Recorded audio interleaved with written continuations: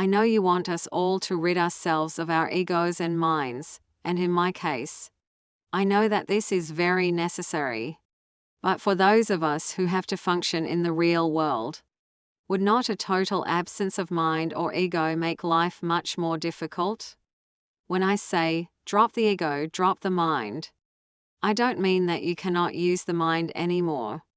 In fact, when you don't cling to the mind, you can use it in a far better, far more efficient way, because the energy that was involved in clinging becomes available. And when you are not continuously in the mind, 24 hours a day in the mind also gets a little time to rest. Do you know? Even metals need rest, even metals get tired. So what to say about this subtle mechanism of the mind? It is the most subtle mechanism in the world.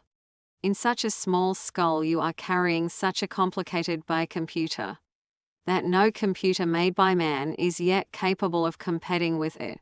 The scientists say a single man's brain can contain all the libraries of the world, and yet there will be space enough to contain more. And you are continuously using it uselessly, unnecessarily. You have forgotten how to put it off.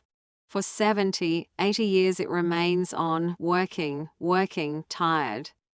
That's why people lose intelligence. For the simple reason that they are so tired. If the mind can have a little rest, if you can leave the mind alone for a few hours every day, if once in a while you can give the mind a holiday, it will be rejuvenated. It will come out more intelligent, more efficient, more skillful. So I am not saying that you are not to use your mind. But don't be used by the mind. Right now the mind is the master and you are only a slave. Meditation makes you a master and the mind becomes a slave.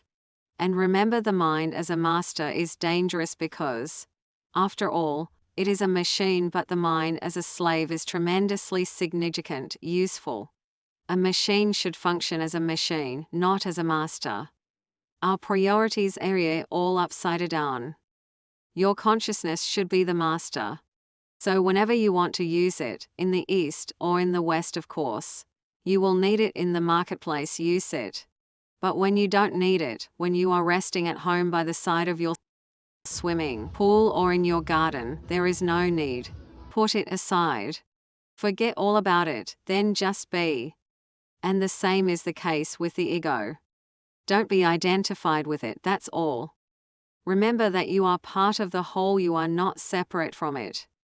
That does not mean that if somebody is stealing from your house, you have simply to watch, because you are just part of the whole, and he also part of the whole. So what is wrong? And somebody is taking money from your pocket. So there is no problem, the other's hand is as much yours as his. I am not saying that. Remember that you are part of the whole so that you can relax, merge once in a while. You can be utterly drowned in the whole. And that will give you a new lease on life. The inexhaustible sources of the whole will become available to you. You will come out of it refreshed. You will come out of it reborn, again as a child, full of joy, inquiry, adventure, ecstasy. Don't get identified with the ego, although, as far as the world is concerned, you have to function as an ego that is only utilitarian. You have to use the word I, but remember that it is only a word. It has a certain utility, and without it life will become impossible. If you stop using the word I completely, life will become impossible. We know names are only utilitarian, nobody is born with a name. But I am not saying to drop the name and throw your passport into the river. Then you will be in trouble. You need a name that is a necessity because you live with so many people. If you are alone in the world, then of course there is no need to carry a passport.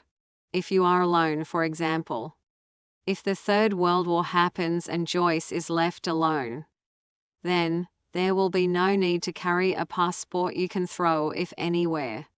Then there will be no need to have any name. Even if you have one, it will be useless, nobody will ever call you. Then there will be no need to even use the word I because I needs a thou. Without a thou, the I is meaningless. It has meaning only in the context of others. So don't misunderstand me. Use your ego, but use it. Just like you use your shoes and your umbrella and your clothes.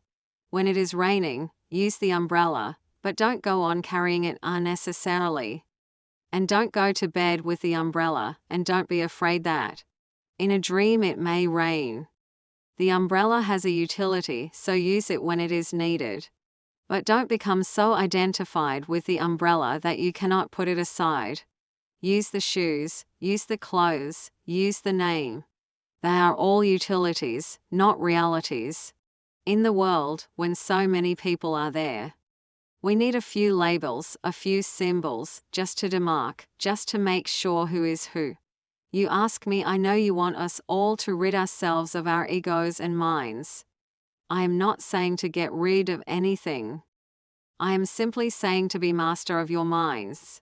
I am not telling you to be mindless. I am only saying don't just be minds, you are far more. Be consciousnesses, then the mind becomes a small thing. You can use it whenever needed, and whenever not needed you can put it off. I am using my mind when I am talking to you. The mind has to be used, there is no other way. But the moment I enter my room, then I don't go on using it, there is no point. Then I am simply silent. With you, I am using the language, the words. But when I am with myself, there is no need for any language, for any words. When I am settled into myself, and there is no question of communication, language disappears. Then, there is a totally different kind of consciousness. Right now my consciousness is flowing through the mind, using the mechanism of the mind to approach you. I can reach for you with my hand, but I am not the hand. And when I touch you with my hand, the hand is only a means, something else is touching you through the hand. The body has to be used, the mind has to be used, the ego, the language, and all kinds of things have to be used, and you are allowed to use them with only one condition: remain the master.